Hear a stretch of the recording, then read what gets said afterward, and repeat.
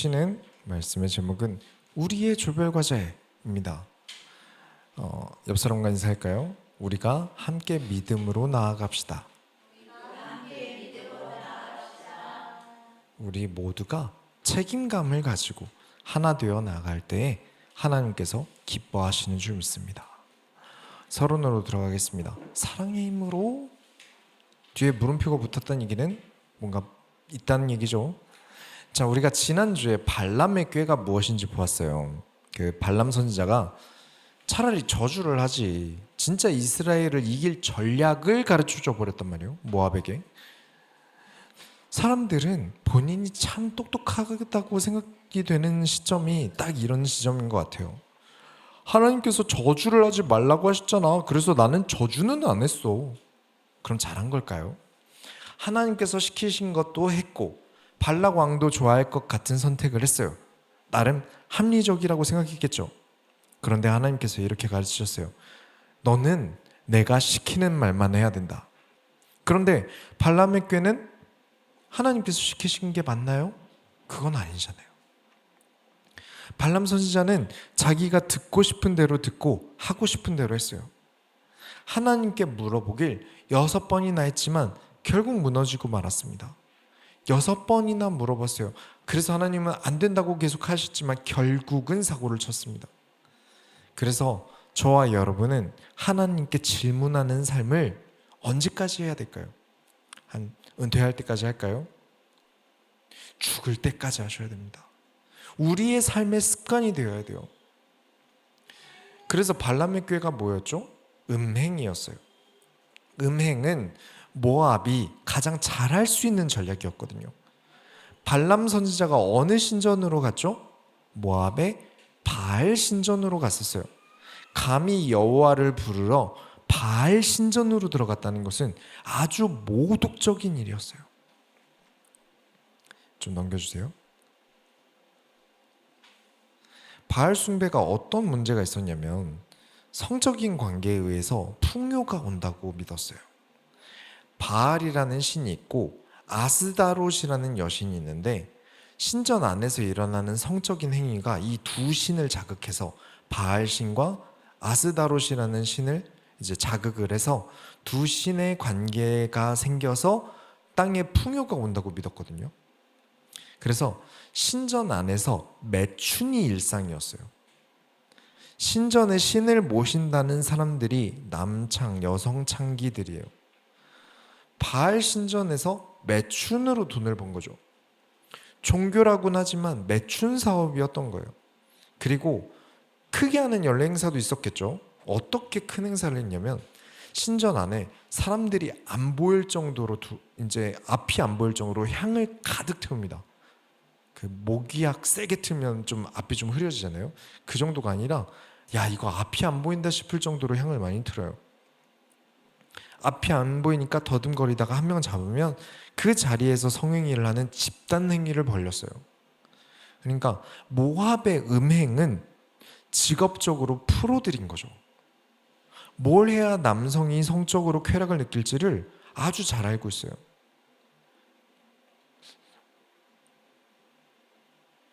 오늘 안 넘어가지네요. 네. 처음에는 다음 거 넘겨주세요.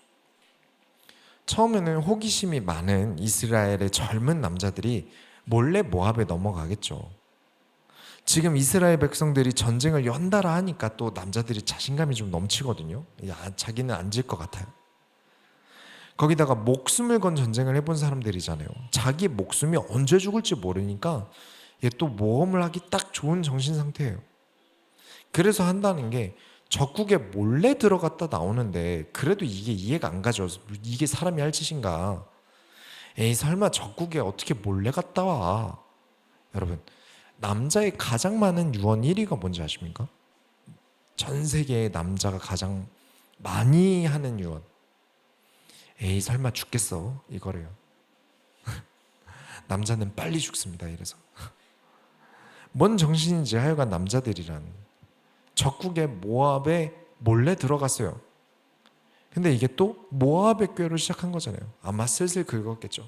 남자들이 또 너 이거 못해? 이런 거 되게 싫어하거든요. 아, 이거 하나 몰래 못 넘어와? 야 남자가 막 이렇게 뭐 하는 거지. 너 쫄보야. 그래서 처음에는 한두 명 소수가 갔다 왔을 거예요. 그죠? 우르르 갔으면 바로 걸려서 못 가게 했을 거 아니에요. 근데 거기서 우상 숭배를 같이 해봅니다. 근데 아까 바알 우상 숭배가 어떤지 말씀드렸죠. 성적으로 끔찍하거든요. 이스라엘 남자들이 완전 신세계를 경험하고 온 거예요. 근데 분명 처음엔 몇 명 안 갔을 거예요. 근데 하나님께서 이 문제로 죽이신 숫자가 몇 명이었죠? 2만 4천 명이었어요. 2만 4천 명 전부가 우상 숭배한 건 아니라고 봐요. 하나님께서 방관죄도 똑같이 처벌하시니까 방관한 사람 포함 2만 4천 명일 거예요. 그래서 하나님이 하실 거야. 더 하나님의 주권이야. 하나님께서 알아서 하실 거야. 라면서 말하고 방관하는 건 결국 그들도 하나님께서 벌하신 거란 이야기입니다. 어쨌든 2만 명 정도가 바알 숭배에 가담했어요. 보세요. 처음에는 소수가 갔어요. 근데 2만 명으로 확산됐어요. 이게 어떻게 해야 가능하죠? 다녀온 사람이 모압의 우상 숭배를 추천한 거예요.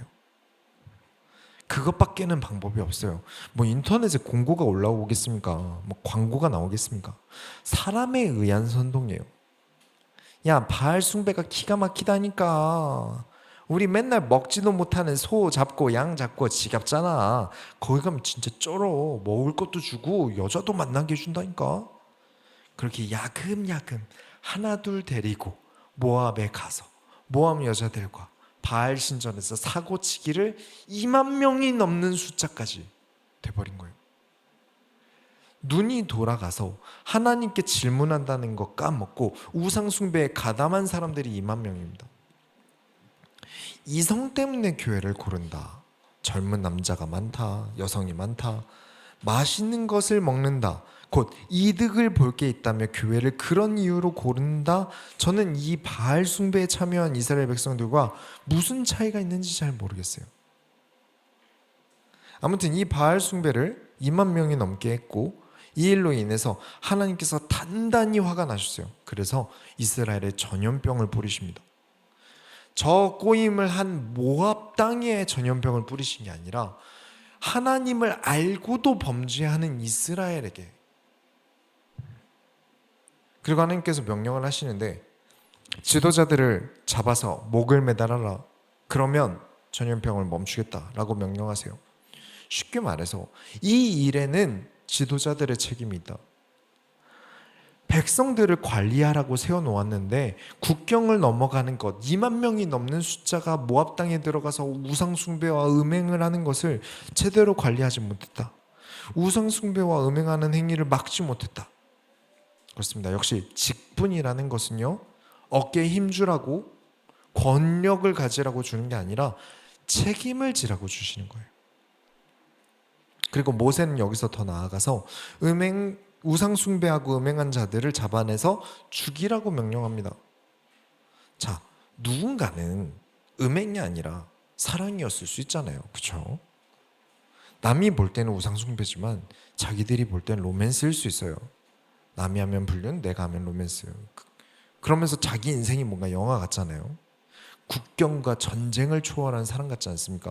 25장 6절에 이스라엘 자손의 온 회중이 회막문에서 올 때 이스라엘 자손 한 사람이 모세와 온 회중의 눈앞에 미디안의 한 여인을 데리고 그의 형제에게로 나온지라. 이 모두가 전염병에 의해서 사람들이 죽어나가니까 슬퍼하고 있는데, 울고 있는데 그 앞에 당당히 이스라엘 남자가 미디안의 여성을 데리고 왔어요. 얼마나 로맨틱해요. 모두가 보는 앞에서 사랑이 죄는 아니잖아. 안 그래도 하나님께서 이방 사람들과 음행하는 것 때문에 전염병으로 사람들이 죽어나가고 있는데 그 자리에 와서 하나님께서 우리가 음행했다고 하는데 아닙니다. 우리가 한 건 사랑이에요. 야, 금지된 사랑. 영화 같지 않습니까? 전쟁에서 피어난 우리의 영화 같은 사랑. 저기 지도자들이 자기 잘못도 아닌데 목이 매달려 있고 전염병으로 사람들이 울고 있는데 그 가운데로 당당히 들어가면서 그 나타내는 그 모든 걸 초월하는 것 같은 전설적인 사랑. 그래서 제사장의 아들 비느하스, 아론의 손자 비느하스라는 사람이 창을 들고 그 이스라엘 남자와 미디안 여성을 창으로 뚫어서 죽입니다. 그리고 그때에 하나님께서 전염병을 그치세요. 어머, 로맨틱해. 어림도 없습니다. 감히 하나님께 사랑의 힘으로 정면 도전을 해요. 전염병도 우리를 막을 수 없어. 전쟁도 우리 사이를 막을 수 없어. 신도 우리의 사랑은 막을 수 없어. 제가 표현을 전염병이라고 했지만 원래는 25장 9절에 그 연병으로 죽은 자가 24,000명이었더라. 연병이에요. 이 커플은 연병하고 있다가 딱 어울리는 커플이에요. 연병. 지들 하는 짓 때문에 24,000명이 죽었습니다. 근데도 여기 찾아와서 자신들의 사랑을 얘기해요. 얼마나 이기적입니까? 여러분, 감정은 참 중요합니다. 그러나 하나님 앞에 내 감정이 더 위대해서는 안 돼요. 한 사람의 감정 때문에 한 사람의 역할을 못 해내면 여럿이 힘들어집니다. 우리는 크리스찬이에요. 예수 그리스도를 통해 나만 사는 것을 넘어서 세상에 빛을 비추는 2인분 이상의 인간이어야 합니다. 오늘 말씀을 통해 죄악을 향해 거룩한 분노를 하며 정말 힘든 이에 이 의의 좁은 길을 묵묵히 걸어나가는 모든 손교회 성도님들이 되시길 예수 이름으로 축원합니다. 본론으로 들어가겠습니다. 여호와의 영광을 위해 제사장의 아들 비나스가 두 사람을 죽입니다. 하나님 앞에 죄를 짓는 것을 용납할 수 없다. 행동으로 옮깁니다. 방관하지 않아요. 죄는 방관하는 게 아닙니다. 하나님이 하실 거야. 아, 복음이야. 절대 주권이야. 내버려 두는 거 성경적이지 않습니다. 우리 오후 예배 때는 갈라디아서를 하고 있어요. 갈라디아서 2장이 굉장히 유명한 장인데 요약하자면 십자가 가고 상하는 일은 하지 말자 이거거든요. 우리 예수님 가고 상하게 하지 말자. 만일 순정만 하나 영화처럼 우리가 아까 본 그 두 사람의 사랑이 신도 감동하여 두 사람의 사랑을 허락하였다 같은 레파토리로 가면 어떻게 되었을까요? 그 두 사람이 주인공이 되고요. 하나님이 업신여김을 당합니다. 죄는 미화하고 정당화할 수 없습니다. 지금 이스라엘은 무엇이죠? 군대예요. 당장 가나안 땅에 들어가야 되는 모든 남자들이 다 군인인 곳이에요. 근데 이런 식으로 군법도 율법도 어기면 그게 어떻게 군대가 될 수 있겠습니까? 그걸 남용하고 허용해주면 그걸 어떻게 군대라고 할 수 있겠습니까? 지금 이스라엘은 여호와의 군대입니다. 가나안 땅에 들어가기 위해 전쟁 중이에요. 그리고 하나님께서 분명 하지 말라고 하신 명령을 어겨도 하나님께서 허허실실 웃어 넘겨주신다면 누가 하나님의 명령을 듣겠습니까? 그러면 하나님이 모든 나라의 망신을 당해요. 그래서 비느하스가 한 행동은 하나님에 대한 사랑, 하나님에 대한 자부심이 가득했기 때문에 저지른 살인이에요. 25장 11절에 제사장 아론의 손자 엘르아살의 아들 비느하스가 내 질투심으로 질투하여 이스라엘 자손 중에서 내 노를 돌이켜서 내 질투심으로 그들을 소멸하지 않게 하였도다. 하나님께서 이번 사건으로 모든 이스라엘 백성을 죽이실 뻔했어요. 근데 비느하스의 분노가 이스라엘을 구합니다. 그래서 여러분 잊지 마세요. 사람이 좋다고. 난 사람 좋아해. 좋은 게 좋은 거지. 사람 편 들면서 하나님을 깎아내려서는 안 됩니다. 다 양보합니다. 교회는 다 양보해야 돼요. 그러나 우리의 양보는 하나님께 영광을 돌리기 위함입니다. 반대로 하나님의 영광을 가리는 양보는 하면 안 되는 거예요. 무조건 사수해야 됩니다.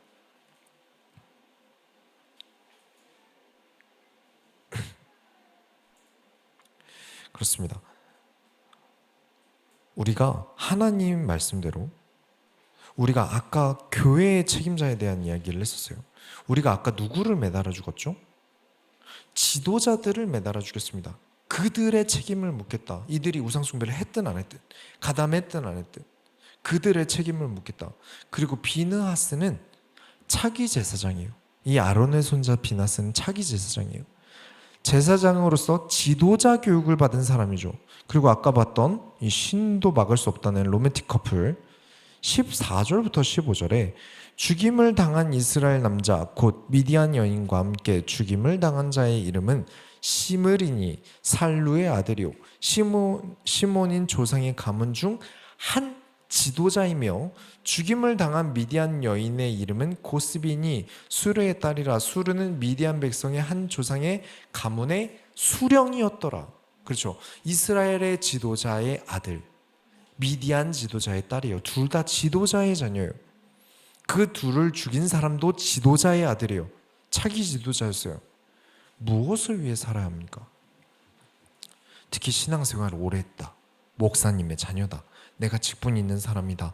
내가 점점 내가 직분이 올라갈수록 신앙생활의 연차가 쌓일수록 우리는 내 감정의 쾌락이 아니라 하나님을 위해 살아야 돼요.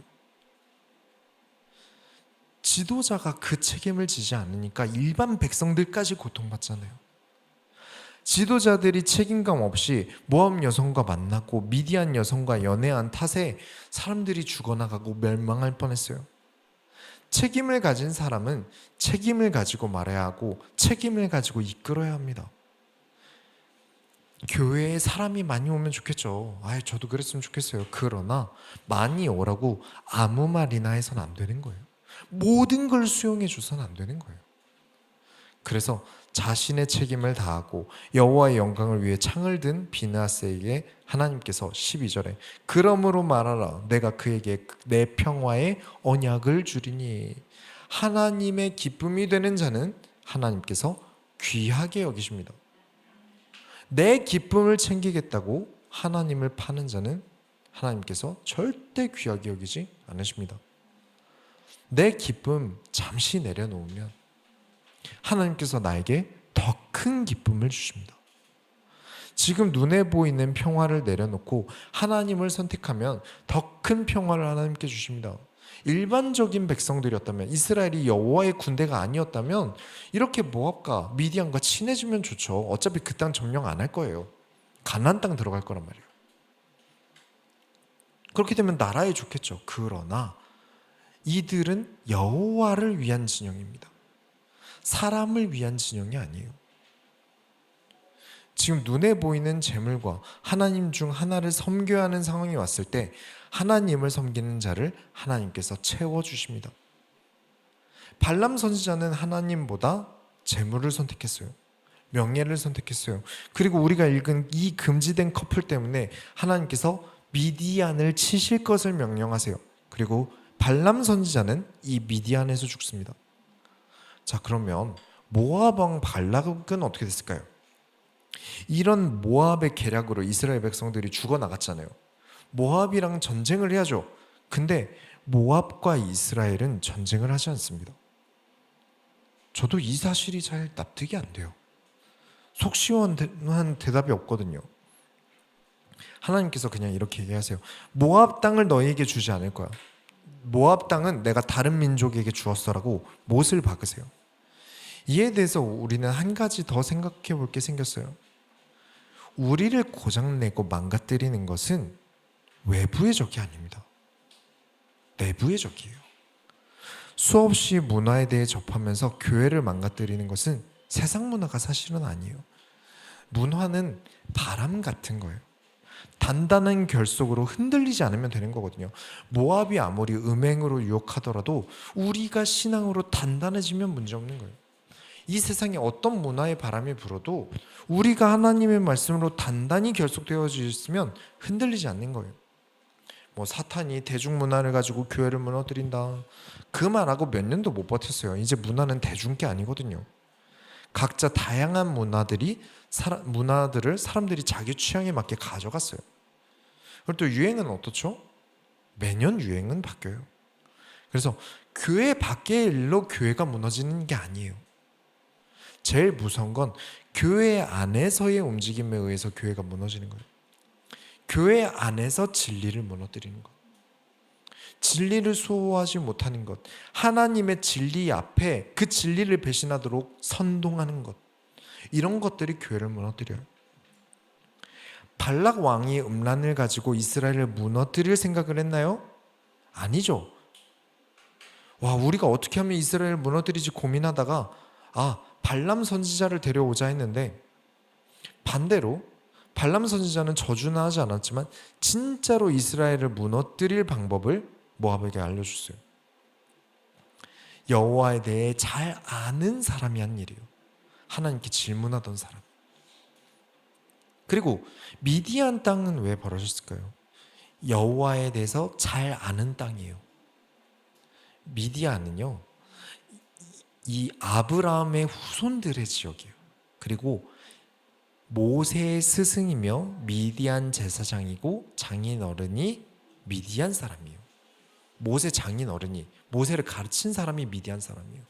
그러니까 교회를 잘 아는 사람, 여호와를 잘 아는 사람, 그 사람, 성경에 대해서 아는 사람이 그 아는 것으로 교회를 무너뜨려요. 우리가 항상 이것을 경계해야 됩니다. 하나님이 보시기에 교회를 공격하는 세상보다 교회 안에서 악용하고 비진리를 퍼뜨리는 사람들이 하나님 보시기엔 더욱 나쁘다는 거예요. 교회에 어떤 음악 장르를 가져와서 교회가 무너질까요? 음악 때문에 어떻게 진리가 왜곡됩니까? 교회에 슬리퍼 신고 온다고 교회가 무너질까요? 그런 거 싫어하는 보수적인 사람이 문제를 제기하겠지, 슬리퍼 때문에 진리가 훼손되는 건 아니에요. 왜냐? 예수님 때는 쪼리 신고 다니셨으니까요. 교회는 진리 앞에서 도전하는 것 때문에 시작돼요. 진리를 향하여 내 뜻을 굽히지 않는 데서 시작해요. 하나님이 싫다고 못 박은 것을 해도 된다고 말할 때 무너져요. 그래서 선동이 정말 무서운 겁니다. 확실하지 않은 것, 자기 생각인 것을 영향력을 끼쳐서 사람들을 자기 생각에 동조하게 하는 것, 진짜 무서운 행위예요. 그러면 새로운 일들이 벌어지면 어떤 문화가 세상에 나왔고 교회에서는 그 문화를 사용할지 배척할지, 사용하진 않지만 부정적이지 않은지를 무엇으로 결정할 수 있을까요? 27장을 펴보겠습니다. 보시면 어떤 여성들이 등장해요.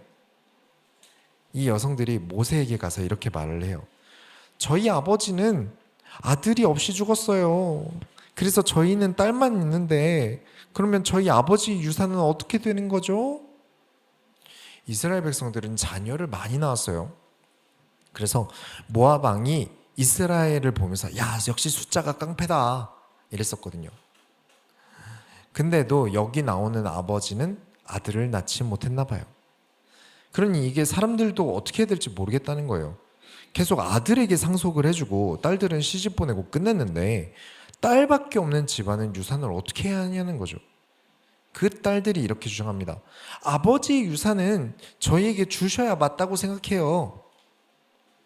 자, 여기서 성경 안 본 분들이 소문만 듣고 성경의 여성 인권이 엄청나게 낮을 거라고 이제 오해를 좀 하세요. 어딜 남자 유산을 여자에게 줍니까? 소는 누가 키울 거야? 그렇게 대답했을 것 같은데 그렇지 않아요? 애초에 그렇게 여성의 인권이 낮았다면 이렇게 여성들이 모세를 찾아와서 말도 걸 수 없어요. 국가 지도자잖아요. 가장 높은 지도자에게 찾아와서 자신의 이야기를 꺼낼 수 있다는 것부터 여성 인권이 그렇게 낮은 것도 아니었다는 얘기예요. 그래서 모세가 여자들이 말하는 것 따위 때문에 내가 고민해야 돼? 라고 하지 않아요. 그 정도가 아니라 27장 5절에 모세가 그 사연을 여호와께 아뢰니라, 하나님께 질문합니다. 새로운 문제에 대해서, 처음 겪어보는 문제에 대해서 새롭게 하나님께 질문해요. 여성의 문제를 하나님께 질문한다. 그만큼 성경에서 여성의 권위가 모세의 당시만 해도 바닥을 치고 그런 게 아니었어요. 물론 이스라엘 포로 이후부터 여성 인권이 처참하게 낮아지긴 합니다. 아무튼 이 이후에 유산법이라는 게 생기면서 하나님께서 알려주시면서 아들이 없으면 딸에게 유산이 상속되고 딸이 없으면 형제에게 상속하라 정도로 정리가 됩니다. 자, 어쨌든 우리에게 지금 이때 당시 유산법이 중요한 건 아니죠. 우리는 대한민국 법을 따르고 있으니까. 중요한 것은 역시 하나님께 질문한다입니다. 내가 보기에 작아 보이는 문제든 커 보이는 문제든. 지도자는 책임 있는 사람은 작은 것이라도 쉽게 흘려선 안 되는 거예요. 여러분이 각자 맡은 바에 대해서도 쉽게 흘려선 안 됩니다. 작아 보이는 일, 당연해 보이는 일도 우리는 하나님께 질문해야 될 책임이 있어요. 결론을 내리겠습니다. 책임지고 하나님께 질문하라. 모세를 보면서 우리가 알 수 있는 게 지도자의 생각이 열려있고 백성들의 말을 들을 줄 알고 들은 것을 자기 마음대로 판단하지 않고 하나님께 질문을 하니까 모든 면에서 하나님의 기쁨이 되는 진영이 되는 거예요. 너무 중요해요. 저 역시 모세처럼 되려고 노력해야겠고요. 여러분들도 당연히 모세처럼 되려고 노력하셔야 돼요. 내가 해야 할 일을 책임지셔야 됩니다. 그래서 우리는 배우고자 해야 됩니다. 모르면서 어떻게 책임을 지겠습니까? 알고자 합니다. 그리고 여기서 더 나아가고자 해야 됩니다. 그래서 우리는 하나님께 질문을 해요.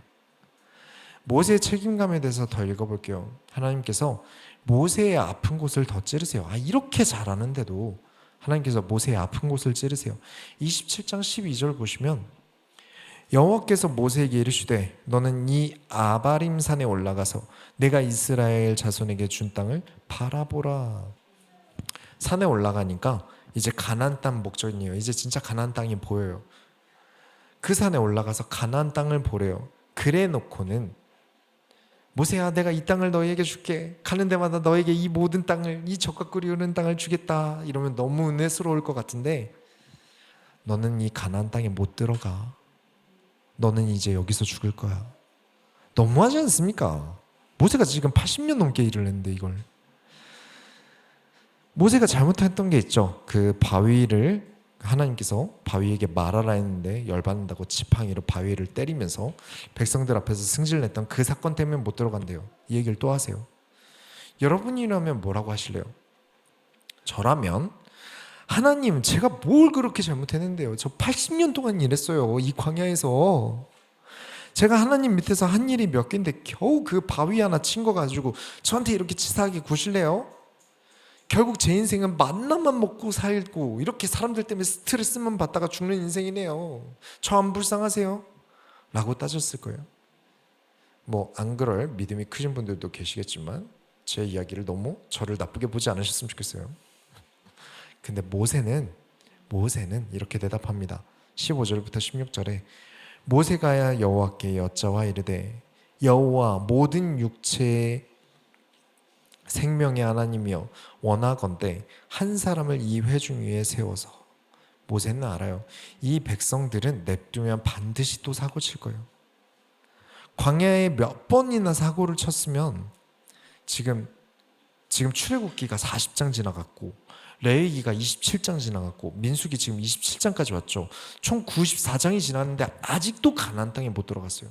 얼마나 사고를 많이 쳤으면. 지긋지긋하지 않겠습니까? 모세 입장에서도.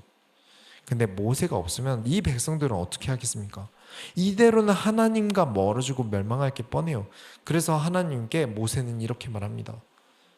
17절에 그로 그들 앞에 출입하며 그들을 인도하여 출입하게 하사 여호와의 회중이 목자 없는 양과 같이 되지 않게 하옵소서. 그들을 내가 없어도 목자 없는 양과 같이 되지 않게 하옵소서. 모세는 죽으면 끝이잖아요. 이스라엘 백성이 어떻게 되든지 지들 책임이고 떠들기만 하잖아요. 그런데 하나님이 너 가나안 못 가 라고 하시면 어떻게든 따지고 내 자식들 자손 분배를 최대한 많이 땡기려고 노력할 거예요. 어떻게든 내 자식에게 혜택이 많이 돌아가도록. 근데 모세는 하나님, 이들을 계속 여호와의 회중이 될 수 있게 해주세요. 그래서 하나님께서 모세와 전혀 혈연 관계가 없는 여호수아라는 사람을 후계자로 세웁니다. 이 여호수아는 모든 백성들이 이집트로 돌아가자고 할 때 하나님께서 우리를 기뻐하시면 우리는 가나안 땅으로 들어갈 겁니다 라고 외치던 사람이에요. 모세가 아니 여호수아 말고 제 아들에게 권력을 주셔야죠. 저는 못 들어가도 제가 80년 동안 한 게 있는데 라고 따지지 않아요. 하나님 말씀에 순종합니다. 우리는 교회에서 사회에서 맡은 바들이 있어요. 교회에서 저는 목사로 있고 여러분들도 다 교회에서 뭔가를 하시죠. 또 목사님을 챙기는 일도 많이 해주시고 주일에 식사를 챙겨주는 분도 계시고 반주를 해주시는 분도 계시고 교회에서 어떤 헌신을 하지 않으시더라도 11조라는 정말 어려운 것을 믿음으로 하시면서 우리 교회가 월세를 낼 수 있도록 해주고 계신 분들도 계세요. 맞습니다. 어느 하나라도 무너지면 교회는 유지하기 어려워요. 각자의 책임이 있습니다.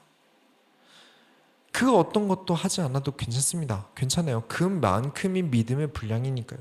그러나 본인이 책임을 느낀다면 그건 큰 복이에요. 우리는 그렇게 서로 맡은 바에 조별 과제를 하고 있어요.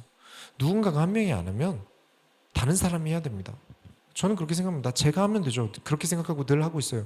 그러나 우리가 하나님 앞에 기쁨이 되는 것은 모든 사람들이 하나님 앞에 자신의 신앙의 책임을 다하는 거예요.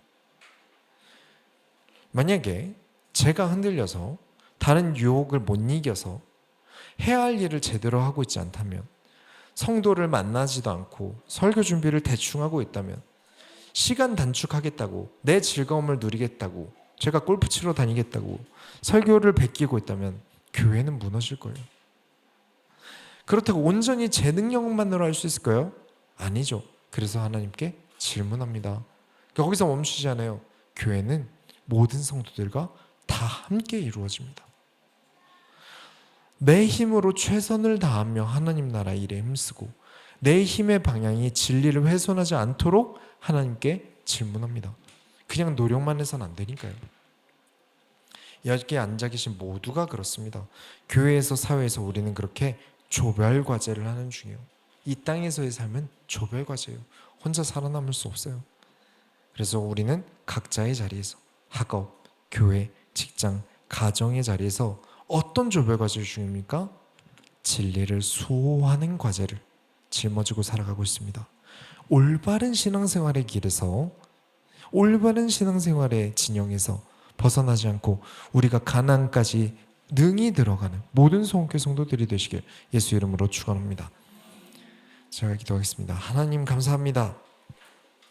우리가 모세 이야기와 또 우상 숭배자들의 이야기를 들으면서 우리의 책임을 다하게 하여 주옵소서. 우리가 우리의 책임을 버리고 하나님과 가까이 함을 그만두고 멀어지기 시작하면 수많은 사람들이 고통받고 수많은 자들이 힘들어질 테니 내가 하나님 앞에서 믿음의 길을 가고 나의 신앙을 지키며 올바른 삶을 살아가도록, 그래서 많은 사람들이 진짜 하나님의 말씀 앞에, 성경의 말씀 앞에 돌아올 수 있게 하여 주옵소서.